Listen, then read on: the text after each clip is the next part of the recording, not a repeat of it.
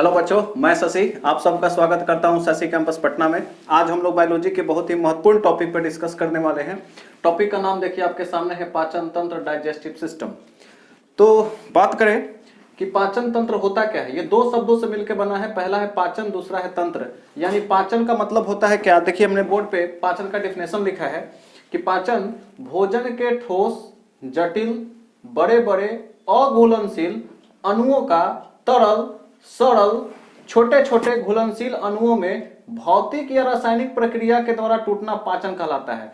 मतलब यह हो गया कि हम लोग जो भोजन खाते हैं वो ठोस के रूप में होता है, वो ठोस के रूप में होता है, कॉम्प्लेक्स होता है, बड़ा बड़ा होता है और अघुलनशील होता है।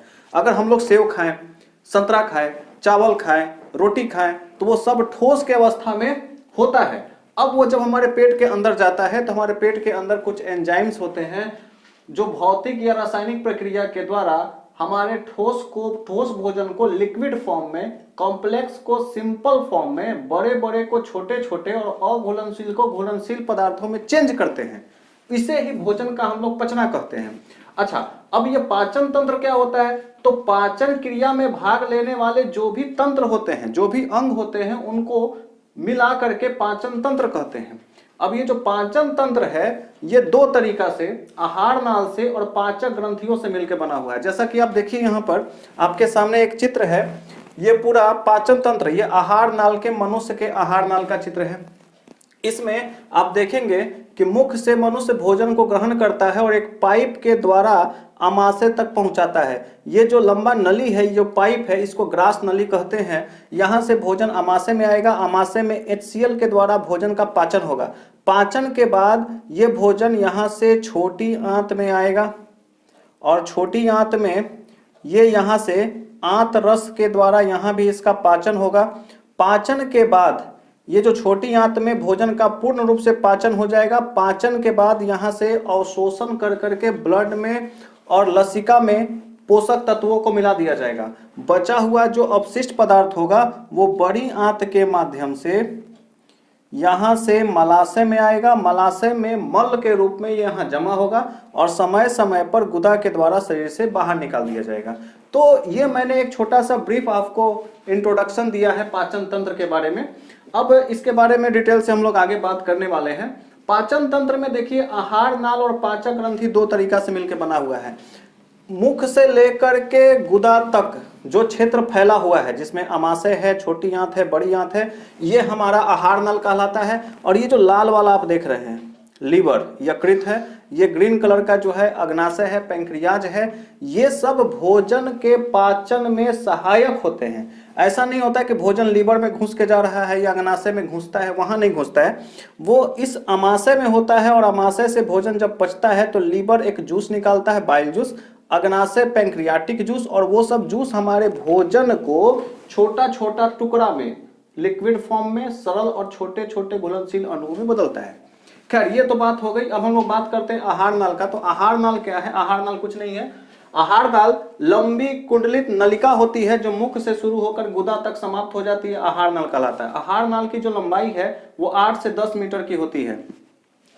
आहार नाल में मैंने जो भी बताया उसको मैंने यहां लिख दिया है कि आहार नाल मुख गुहा, ग्रास नलिका, आमाशय, छोटी आंत, बड़ी आंत आहार नाल के प्रमुख भाग हैं। इसके अलावा आप देखिएगा पाचक ग्रंथि क्या होता है। तो आहार नाल से संबंधित वे ग्रंथियां जो भोजन के पाचन में सहायक होती हैं, पाचक ग्रंथियां कहलाती है। जैसे कि लीवर है, अग्नाशय है, पित्ताशय है। पित्ताशय यहाँ नाशपाती के आकार का एक छोटा सा भाग होता है जो बाइल जूस प्रोड्यूस करता है। और एक है लार ग्रंथियां जो जीभ के पास होती हैं, लार ग्रंथियां। इन सब के बारे में हम लोग आगे डिस्कस करने वाले हैं। आप उस डिस्कशन से शुरू करने से पहले आप लोग इसका एक स्क्रीनशॉट ले लीजिए ताकि डाटा आपके पास हो। चलिए, आप लोगों ने स्क्रीनशॉट ले लिया होगा। अब हम लोग पाचन तंत्र का पहला भाग मुख के बारे में बात करेंगे। मुख एक दरार जैसी रचना होती है जिसमें दो जबड़े पाए जाते हैं, एक नीचे एक ऊपर, और दोनों जबड़ों के बीच में एक गुहा पाई जाती है, एक रास्ता पाया जाता है जिसे हम लोग मुख गुहा कहते हैं। देखिए मैंने यहाँ हेडिंग दिया है, पहला मुख गुहा। पाचन तंत्र यहीं से शुरू होता है। मुख गुहा, मुख में दोनों जबड़ों के बीच में एक गुहा खुलती है जिसे मुख गुहा कहते हैं। मुख गुहा आहार नाल का पहला भाग होता है। मुख गुहा के ऊपरी भाग को तालु कहते हैं। मुख गुहा को बंद करने के लिए दो होंठ एक ऊपर एक नीचे पाए जाते हैं। मुख गुहा के अंदर ही जीभ और दांत अवस्थित होते हैं। अब बात करते हैं जीभ का, तो जीभ क्या है? मुख के अंदर फर्श पर स्थित मोटी और मांसल रचना होती है जो पीछे की ओर अस्थाई होती है और आगे की ओर से स्वतंत्र होती है। जीभ के ऊपर छोटे छोटे अंकुर पाए जाते हैं जिसे स्वाद कलिका कहते हैं। इन्हीं स्वाद कलिकाओं के द्वारा हमें मीठा, खट्टा, नमकीन, कड़वा के स्वाद का ज्ञान होता है। जीभ का जो आगे का भाग होता है, जीभ के आगे के भाग से मीठा, पीछे कंठ के पास से हमें कड़वा का स्वाद ज्ञात होता है और जीभ के किनारों से हमें खट्टा स्वाद का एहसास होता है। जीभ में तीन, यहां देखिएगा आगे, जीभ में लार ग्रंथि भी पाई जाती है। जीभ में 3 जोड़ा लार ग्रंथि पाई जाती है।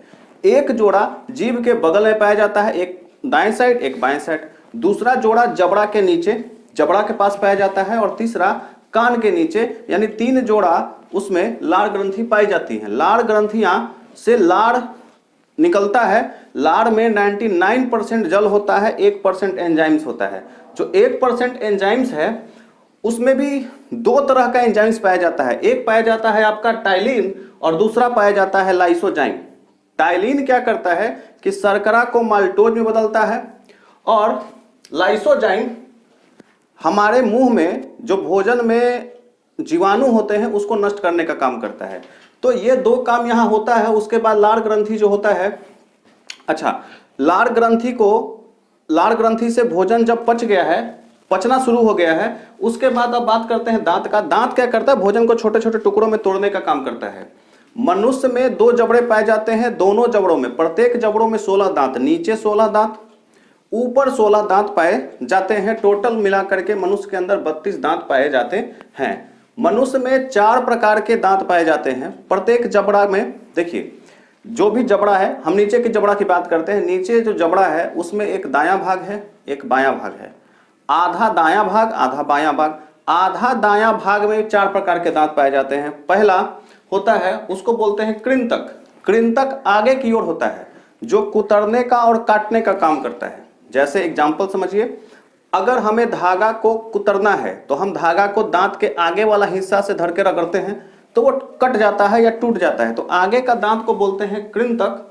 उसके बगल में एक नुकीला दांत होता है जो चीरने और फाड़ने का काम करता है। अगर हम ईख को चबा रहे हैं तो उसको फाड़ने के लिए हम लोग जिस दांत का प्रयोग करते हैं उसको हम लोग रदनक कहते हैं। तो रदनक फाड़ने वाला दांत है। उसके बाद अग्र चवर्णक है तीसरा, और चौथा है चवर्णक। अग्र चवर्णक क्या होता है? चबाने वाला दांत को हम लोग बोलते हैं चवर्णक। ये दोनों, अग्र चवर्णक और चवर्णक, चबाने का ही काम करता है। जो चवर्णक है वो पीछे की ओर चौड़ा चौड़ा दांत होता है। उन पीछे वाले 3 चौड़ा दांत के आगे 2 छोटा छोटा चौड़ा दांत होता है, उसको अग्र चवर्णक कहते हैं और ये दोनों चबाने का काम करता है। अगर हम बात करें एक चीज, देखिए जो कृंतक होता है, कृंतक के दांत की संख्या 2 होती है, रदनक की संख्या 1 होती है, अग्र चवर्णक की संख्या 2 होती है और जो हमारा चवर्णक है उसकी संख्या 3 होती है। ये हमारे जबड़ा में 4 हिस्सा हुआ, एक दाएं का एक बाएं का। ऊपर वाले जबड़ा में दाएं का और बाएं का, इस तरह से टोटल 4 भाग हो गया। अगर हम कृंतक में 4 का गुना कर दें तो ये 8, रदनक भी 4 होगा, ये 8, 12, यानी टोटल जोड़ दे 12 8 20, 20 8 28 और 4 टोटल 32। तो इस तरीका से अगर कुल बात करेंगे तो कृंतक की संख्या दांतों में 8 होती है, रदनक 4 होते हैं, अग्र चवर्णक 8 होते हैं और चवर्णक 12 होते हैं, टोटल 32 दांत हो गया। ये तो रह गई दांतों के प्रकार की बात। अब दांत जो है, एक दांत में भी 3 हिस्सा होता है। एक हिस्सा ऊपर का जिसको हम लोग शिखर या सिर बोलते हैं, बीच का हिस्सा उसको ग्रीवा या गर्दन बोलते हैं, नेक बोलते हैं इंग्लिश में, और तीसरा जो मसूड़ा में धंसा होता है उसको हम लोग जड़, इंग्लिश में रूट कहते हैं। अच्छा, दांत का जो शिखर भाग होता है वो इनामेल के परत का बना होता है। इनामेल का परत दांतों का सबसे ऊपरी भाग में पाया जाता है, जो इतना कठोर होता है कि हड्डी से भी ज्यादा वो मजबूत होता है। तो प्रश्न आता है कि हमारे शरीर का सबसे मजबूत भाग कौन होता है, उसका नाम क्या है, तो इनामेल का परत इसका आंसर हो जाएगा। दांतों को देखिए, दांतों में बहुत सारा परेशानी आता है। अगर हम लोग कुछ भी खाना खाएं, जैसे मीठा खाएं, टॉफी खाएं, चॉकलेट खाएं, तो वो मीठा शर्करा हमारे दांतों से चिपक जाता है। चिपकने के बाद क्या करता है कि वो इनामेल के परत को क्षय करने लगता है। एक्चुअल में करता क्या है कि रासायनिक अभिक्रिया करके शर्करा को अम्ल में बदल देता है और वो अम्ल हमारे दांतों को क्षति पहुंचाता है, दांतों में छिद्र हो जाता है या दांतों में सड़न शुरू हो जाता है। इसके अलावा भी अनेक प्रकार की मुंह संबंधी बीमारियां बैक्टीरिया के वजह से होता है। इसलिए हमें चाहिए कि सुबह और शाम दोनों टाइम मुंह अच्छे से ब्रश करें और अच्छे दंत मंजन का प्रयोग करें। चलिए, ये तो बात हो गई इसकी। उसके बाद देखिए, अब मुंह में भोजन पीस दिया गया, लार से सन लिया गया, जीभ के द्वारा उसको पीछे की ओर ढकेल दिया गया और पीछे की ओर आने के बाद आगे ये जो भाग आप देख रहे हैं इसको हम लोग ग्रसनी कहते हैं। ग्रसनी, ग्रसनी में दो छिद्र होते हैं, एक जिसको बोलते हैं हम लोग कंठ द्वार, एक कंठ में खुलता है, एक को बोलते हैं कंठ द्वार, और दूसरा होता है निगल द्वार। निगल द्वार मतलब जहां से भोजन हम खाएंगे और निगलेंगे, तो जो अंदर जाएगा निगल करके छिद्र होकर, छिद्र में जो जाएगा वो हमारे यहाँ ग्रास नली में खुलता है। जो आहार नली होगा वो ग्रास नली में खुलेगा और दूसरा जो कंठ नली है वो श्वास नली में खुलेगा। श्वास नली को इंग्लिश में ट्रैकिया कहते हैं। नाक से सांस लेते हैं तो वो भी इसी रास्ता से जाता है, खाना खाते हैं वो भी इसी रास्ता से जाता है। इसका मतलब है कि अंदर दो छिद्र है, एक जिससे भोजन अंदर जाता है उसको कंठ द्वार कहते हैं, सांस जिससे अंदर जा रहा है उसको हम लोग श्वसन नली यानी ट्रैकिया कहते हैं। अब देखिए, एक सवाल आता है कि सर जब हम नाक से सांस लेते हैं, भोजन भी खाते हैं, तो दोनों एक साथ जब अंदर जाता है तो भोजन फिर बाहर कहीं नहीं आता है, फंसता क्यों नहीं है? तो देखिए, होता यह है कि जो ट्रैकिया होता है, ट्रैकिया के पास एक पट्टी पाया जाता है जिसको एपिग्लोटिस कहा जाता है। जैसे ही हम भोजन ग्रहण करते हैं तो एपिग्लोटिस बंद हो जाता है, यानी सांस आना भी बंद हो जाता है, तो भोजन आराम से हमारे ग्रास नली में प्रवेश कर जाता है। तो ये कारण है। लेकिन कभी कभी देखते होंगे कि आप पानी पी रहे हैं और अचानक से कोई आपको हंसा दिया है, आप पानी फेंक दिए, तो पानी फेंक दिए तो नाक से ही बाहर आ जाता है, मुंह से ही बाहर आ जाता है। तो नाक से बाहर आता है तो उसका कारण यही है कि एपिग्लोटिस आपका खुल जाता है और पानी नाक से बाहर आ जाता है। खैर, ये पाचन अंग का बात नहीं है, लेकिन जानकारी के लिए मैं आपको ये बता रहा हूं। उसके बाद देखिए, भोजन जो है अब इस ग्रास नली से होता हुआ नीचे आएगा। ये ग्रास नली क्या करता है? सिर्फ भोजन को नीचे लाने का काम करता है। यहां पर ग्रास नली में स्थिलन और संकुचन होता है। स्थिलन संकुचन का मतलब हो गया कि वो पुचकेगा फूलेगा, पुचकेगा फूलेगा। तो संकुचन और स्थिलन के कारण भोजन आगे की ओर बढ़ता है और आगे की ओर बढ़ता हुआ आमाशय में आता है। ग्रास नली में भोजन का पाचन नहीं होता, ये मात्र एक रास्ता का काम करता है, एक पाइप का काम करता है भोजन को आमाशय तक पहुंचाने का। खैर, यहां तक तो बात हो गई। आगे हमको आमाशय के बारे में भी बताना है तो हम इस पर लिखेंगे। तब तक आप इसका एक स्क्रीनशॉट ले लीजिए और आगे की जानकारी हम आगे की वीडियो में आपको दे रहे हैं। चलिए, आप लोगों ने स्क्रीनशॉट ले लिया है। हमने जो बात किया, ग्रास नली का बात किया कि भोजन जो है हमारा वो ग्रास नली से होता हुआ वो आमाशय में आया।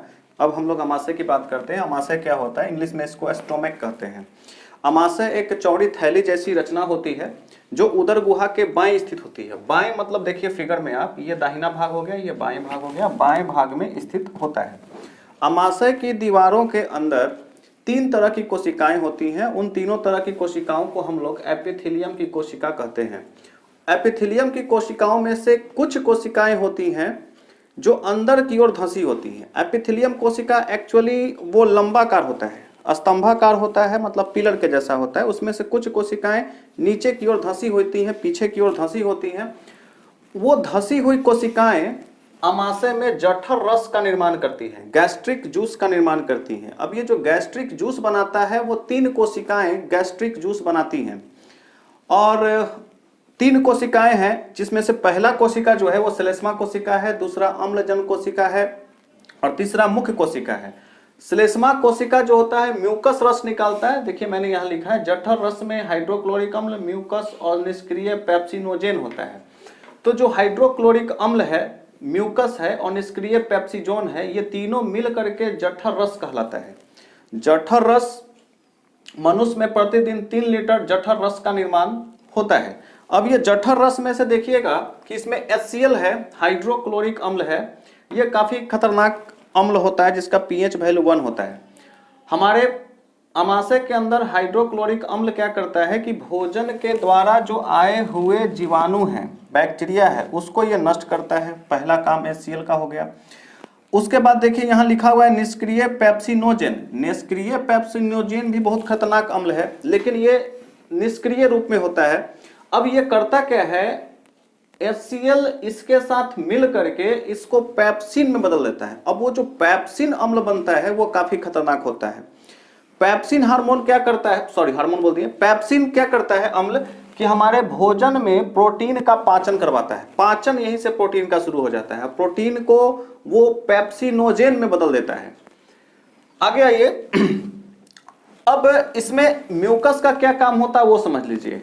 अभी तक HCl खतरनाक अम्ल है और पेप्सिनोजेन HCl के साथ मिलकर के जो है वो पेप्सिन बना दिया है। तो पेप्सिन और HCl दोनों खतरनाक अम्ल है। उससे इस दीवार को बचाने के लिए म्यूकस अहम रोल निभाता है। म्यूकस चारों तरफ एक परत बना देता है जिससे इस दीवार की सुरक्षा होती है। तो इस तरीका से खतरनाक अम्ल के द्वारा, खतरनाक अम्ल से हमारे अमाशय बच जाता है। अमाशय में क्या होता है कि ये जठर रस भोजन को लेई के रूप में बदल देता है। लेई, लेई समझते हैं, आटा को पानी में घोर दीजिएगा और वो गाढ़ा चिपचिपा हो जाएगा, उस तरह का ये लेई जैसा हमारा भोजन बन जाता है, जिसको हम लोग अब काइम कहते हैं। काइम, लेई नहीं बोलते हैं, उसको काइम कहेंगे।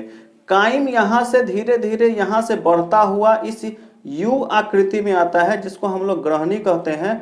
यहां से देखिए छोटी आंत शुरू हो गया है। नीचे हम लोग समझते हैं कि ये छोटी आंत है, नहीं, नीचे तो छोटी आंत है ही। यहां से जैसे ही अमाशय से हम आगे बढ़े तो ये भी छोटी आंत यहां से शुरू हो गई। अब ये जो यू आकार का है जिसको ग्रहणी कहते हैं, यहां पर देखिएगा ये लाल कलर का जो है यकृत, जिसको लीवर कहते हैं, उस भी बाइल जूस निकालता है जो यहाँ पे भोजन के साथ मिलेगा। और ये हरा वाला जो अग्नाशय है ये भी पैंक्रियाटिक जूस यहाँ से निकालेगा जो हमारे भोजन में मिल जाएगा। अच्छा, अब एक बात समझिएगा, हमारा भोजन जो काइम के रूप में बना है वो अम्लीय है, क्योंकि HCl अम्लीय होता है। अब भोजन हमारा अम्लीय है। ये लाल वाला जो यकृत है ये भी अपना बाइल जूस निकालता है जो कि क्षारीय होता है। तो क्षारीय अम्लीय के साथ मिलता है तो हमारा भोजन की जो अम्लीयता है वो नष्ट हो जाती है काइम की। और तब अग्नाशय अपना पैंक्रियाटिक जूस निकालता है जो भोजन को और छोटा छोटा रूप में तोड़ने का काम करता है। फिर ये आगे आसानी से छोटी आंत में चले जाते हैं। तो हम इसके बारे में बात करते हैं। अभी यकृत के बारे में, यकृत क्या है तो आप देखिए, मैंने यहाँ लिख दिया है यकृत क्या है। लीवर, यह शरीर की सबसे बड़ी ग्रंथि होती है जो उदर गुहा के ऊपर दाईं ओर पाई जाती है। ये बाईं ओर था, ये दाईं ओर है। तो क्वेश्चन आता है कि कोशिका की, हमारे शरीर में सबसे बड़ी ग्रंथि कौन है, तो वो है लीवर। लीवर का वजन कितना होता है, तो लगभग 1.5 से 2 किलो होता है। तो 1.5 से 2 किलो इसका वजन होता है। इसमें एक नाशपाती के आकार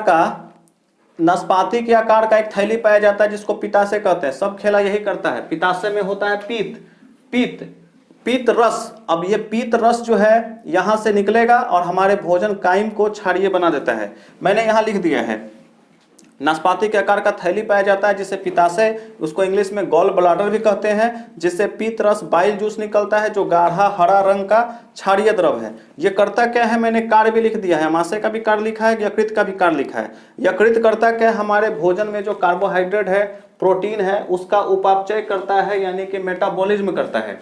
इसके अलावा आप देखेंगे कि ये फैट को माने वसा को विखंडित करता है, तोड़ने का काम करता है। कभी कभी आप देखते हैं कि हमारा जब लीवर भोजन पचना नहीं लगता है, डॉक्टर के पास जाते हैं तो डॉक्टर कहता है आपको फैटी लीवर हो गया। Fatty liver in the sense कि हमारे फैट को पचाना बंद कर दिया है। पहले ये पचाता था, अब बंद कर दिया है। और ये जो यकृत है और भी बहुत सारा काम करता है, जैसे कि हमारे शरीर में जितना भी विषाक्त चीज बनता है, नाइट्रोजन प्रोटीन के टूटने से अमोनिया बनता है। अमोनिया बहुत खतरनाक है। ये अमोनिया को यूरिक अम्ल में बदल देता है। यूरिक अम्ल हमारे ब्लड से मिलता हुआ किडनी में छनता है और पेशाब के रास्ता से शरीर से बाहर हो जाता है। तो शरीर में बनने वाले जहर को, विषाक्त को भी ये हटाने का काम करता है। वहीं आप देखिएगा पीलिया एक रोग होता है जो ऐसा कहा जाता है कि बिलीरुबिन का संख्या जब हमारे ब्लड में बहुत ज़्यादा बढ़ जाता है और अगर हमारा लीवर किसी तरीका से असुरक्षित है या डैमेज है तो ब्लड से आया हुआ बिलीरुबिन यकृत वापस लौटा देता है, तो हमारे ब्लड में बिलीरुबिन की संख्या बढ़ जाती है, इसलिए हमारा पूरा शरीर पीला हो जाता है, जिसको हम लोग पीलिया रोग कहते हैं। खैर, ये बात हो गई लीवर की। तो अब हम लोगों ने ये सीखा कि हमारा जो भोजन है वो काइम यहाँ से यहाँ पहुँच गया है ग्रहणी में, जहाँ लीवर से बाइल जूस इसमें मिल चुका है और इसको भोजन को और छोटे छोटे महीन कणों में बदलना शुरू कर दिया है। अब आगे हम लोग देखेंगे अग्नाशय का। अग्नाशय भी अपना पैंक्रियाटिक जूस यहाँ से निकालेगा और भोजन में मिल जाएगा और भोजन को और छोटा छोटा कर करके उसको आगे छोटी आंत में भेजेगा। एक और मैं बात यहाँ आपको बता दूं, अग्नाशय की बात हो रही है तो अग्नाशय हमारे शरीर का दूसरा सबसे बड़ा ग्रंथि होता है। पहला लीवर, दूसरा अग्नाशय होता है जो दूसरा सबसे बड़ा ग्रंथि होता है। अग्नाशय में 3 तरह की कोशिकाएं पाई जाती हैं। यहाँ अल्फा कोशिका, बीटा कोशिका और गामा कोशिका। ये तीनों कोशिका मिल करके लैंगरहैंस की दीपिका बनाती हैं, जिसमें से जो बीटा कोशिका होता है, बीटा कोशिका एक इंसुलिन नाम का हार्मोन स्रावित करता है। वो इंसुलिन नाम का हार्मोन हमारे ब्लड में जो शुगर की मात्रा, शर्करा की मात्रा बढ़ जाती है, उसको कम करने का कार्य करता है। अगर हमारा अग्नाशय खराब हो गया, यानी अगर ये इंसुलिन का स्राव नहीं कर रहा है, तो हमारे भोजन में चीनी की मात्रा बढ़ जाती है, शुगर की मात्रा बढ़ जाती है और उसी से हमें मधुमेह रोग यानी कि ब्लड शुगर हो जाता है। तो क्वेश्चन अगर आता है कि ब्लड शुगर कैसे होता है, तो आप उत्तर ये लिखिएगा कि अग्नाशय से स्रावित होने वाला इंसुलिन हार्मोन नहीं बनता है, जिसके वजह से हमारे शरीर में भोजन से जो बनने वाला चीनी है, शर्करा है, उसकी मात्रा शरीर में बढ़ती जाती है। उसको सोखने का जो काम करता था अग्नाशय, वो खराब हो चुका है, तो इससे चीनी की मात्रा बढ़ जाती है, जिससे हमें मधुमेह रोग हो जाता है। डॉक्टर के पास आप जाते हैं, दवा देता है तो क्या होता है कि इसको डिस्टर्ब करता है दवा, और दवा इसको कहता है अग्नाशय को कि तुम इंसुलिन हार्मोन बनाओ। तो इंसुलिन हार्मोन थोड़ा सा बनता है, शरीर के शुगर का लेवल कम हो जाता है। अगर ये बहुत ज्यादा खराब हो गया है, दवाई से नहीं सुन रहा है, तो डॉक्टर इंजेक्शन लिखता है कि इंसुलिन का सुई डायरेक्ट ब्लड में इंसुलिन दे दीजिए। इंसुलिन देने से क्या होता है कि ब्लड में जो शुगर का लेवल बढ़ा हुआ है, डायरेक्ट इंसुलिन दिया गया तो शुगर के लेवल को वो कम कर देता है। इस तरीका से डायबिटीज के पेशेंट का जो शुगर है वो कम होता है। उसके लिए जिम्मेदार ये अग्नाशय है। आप इसका स्क्रीनशॉट ले लीजिए। आगे हम अग्नाशय के बारे में लिखते हैं और अब हम लोग छोटी आंत और बड़ी आंत के बारे में कहेंगे। चलिए अब हम लोग आगे की बात करते हैं। आगे में जैसे अभी हम लोगों ने अग्नाशय के बारे में पढ़ा, अग्नाशय का, और मैंने यहाँ पर अग्नाशय के बारे में आप लोगों को यहाँ पे लिख दिया है। आप आगे हम स्क्रीनशॉट के लिए समय आपको देंगे, आप हमारी बातों को सुनिए। अग्नाशय में हमने ये लिख दिया है कि अग्नाशय मानव शरीर की सबसे दूसरी बड़ी ग्रंथि है। अग्नाशय अमाशय के ठीक नीचे पीले रंग की ग्रंथि है। अल्फा, बीटा और गामा कोशिकाओं से मिलकर बना हुआ है, जिसको लैंगरहैंस की दीपिका कहते हैं। बीटा कोशिकाओं में इंसुलिन नाम का हार्मोन निकलता है, जो रक्त में शर्करा की मात्रा को नियंत्रित करता है। इंसुलिन की कमी से मधुमेह नामक रोग होता है। ये जो एरो दे करके मैंने लिखा है, ये आपके ऑब्जेक्टिव के दृष्टिकोण से भी काफी इंपॉर्टेंट है। तो आप बच्चे इनको भी ध्यान से आप देखेंगे, अपना नोट्स बनाएंगे, स्क्रीनशॉट लेके रखेंगे। अब बात करते हैं, देखिए यहाँ पे भोजन जो हमारा है अमाशय से आगे बढ़ रहा है। ये जो यू जैसा जो भाग है, जो छोटी आंत का ही एक भाग है, यहाँ पे जैसी भोजन पहुँचता है, इसको ग्रहणी बोलते हैं। तो यहाँ पे जैसी भोजन पहुँचता है, तो हमने देखा कि लीवर से बाइल जूस, अग्नाशय से पैंक्रियाटिक जूस यहाँ पर मिल चुका है।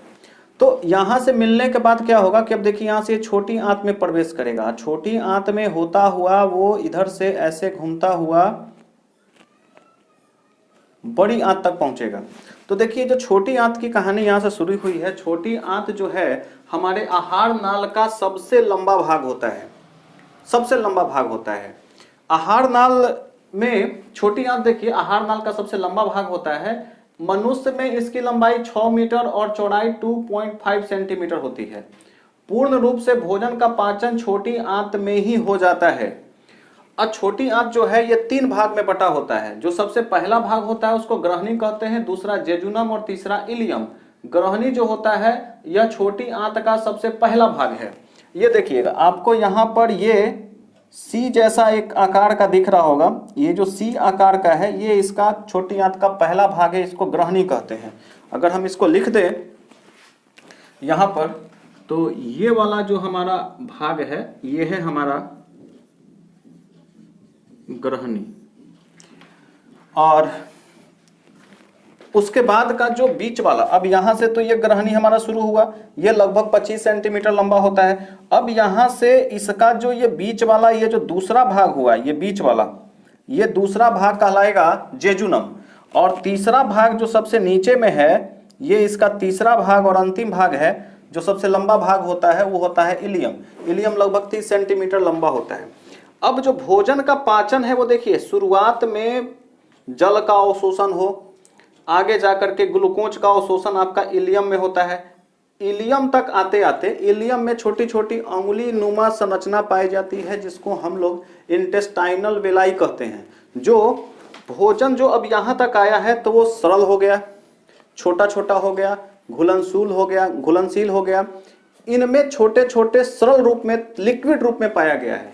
अभी तक जो हमारा भोजन यहाँ से यहाँ तक चला था उसको हम लोग बोलते थे काइम, लेकिन अब जो भोजन यहाँ पे आएगा इस सबसे नीचे वाले भाग में, तो इसको काइम उससे भी छोटा छोटा पतला तरल रूप में बदल गया, जिसको हम लोग यहाँ पर चाइल कहते हैं। चाइल हम लिख देते हैं यहाँ, उसको हम लोग चाइल कहते हैं। अब ये चाइल क्या होता है? चाइल से ही ब्लड में जो होगा अवशोषित होकर के विलाई के द्वारा अवशोषित होकर के ग्लूकोज को ब्लड में मिला दिया जाएगा। अब यहां से जो कचरा बचा, जो अवशिष्ट पदार्थ जो ऑब्जर्व नहीं हो सकता है, वो यहां से बड़ी आंत में भेज दिया जाएगा। अब जरा ध्यान दीजिएगा, यहाँ छोटी आंत और बड़ी आंत, ये छोटका पतरका है और इधर से ही बड़का है मोटका है, दोनों एगो नली से जुड़ा होता है। उस नली को हम लोग सिक्कम कहते हैं। आगे हमने लिखा है कि बड़ी आंत और छोटी आंत के जोड़ को सिक्कम कहते हैं। अब जरा ध्यान दीजिएगा, ये सिक्कम जहां पे होता है वहां पे एक वॉल्व लगा होता है, एक दीवार होता है, उसका नाम होता है इथिलोसिक्कम वॉल्व। वो क्या करता है कि बड़ी आंत छोटी आंत से जब बड़ी आंत में मल प्रवेश कर गया है, अवशिष्ट पदार्थ, मल नहीं बोलेंगे, अवशिष्ट पदार्थ जब इसमें प्रवेश कर गया है, तो बड़ी आंत से वापस फिर छोटी आंत में ना जाए, उसको रोकने के लिए इथियोसिक्कम वॉल्व लगा होता है। अब जो कचरा है, जो अवशिष्ट पदार्थ है, वो बड़ी आंत में पहुंच गया। अब ये बड़ी आंत में जो अवशिष्ट पदार्थ है ये आगे बढ़ेगा। बड़ी आंत का भी दो भाग होता है, पहला भाग जिसको हम लोग कोलन बोलते हैं और दूसरा भाग जिसको मलाशय बोलते हैं। यानी ये जो बड़ा वाला भाग है ये कोलन है और दूसरा यहाँ से जो शुरू होगा ये मलाशय है। कोलन में क्या होता है कि हमारा जो अवशिष्ट पदार्थ है वो मल के रूप में बैक्टीरिया के द्वारा परिवर्तित होता है और वो मल आगे बढ़ करके मलाशय में एक जगह इकट्ठा होता है और इकट्ठा होने के बाद समय समय से शरीर से ये बाहर हो जाता है। तो ये पूरा जो था आहार नाल का डिटेल था।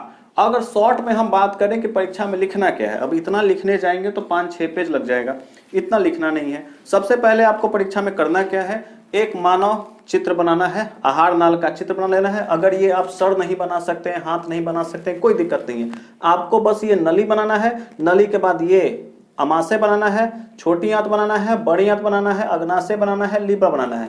बस ये ढांचा भी आप बना देते हैं तो काफी है। उसके बाद आपको करना क्या है, आपको लिखना है ऊपर में आहार नाल की क्रियाविधि। आहार नाल की क्रियाविधि में लिखना है कि मुंह से ही भोजन का पाचन दांतों के द्वारा पीसा जाता है। पीसने के बाद जीभ के पास जो लार ग्रंथि होता है उसमें लार सन जाता है। सनने के बाद वो ग्रास नली से होता हुआ अमाशय में पहुंचता है, जहां पे HCl हाइड्रोक्लोरिक अम्ल होता है। हाइड्रोक्लोरिक अम्ल भोजन को पाचन करके काइम में बदल देता है, लेई जैसा चिपचिपा तरल में बदल देता है और ये काइम आगे छोटी आंत में आता है।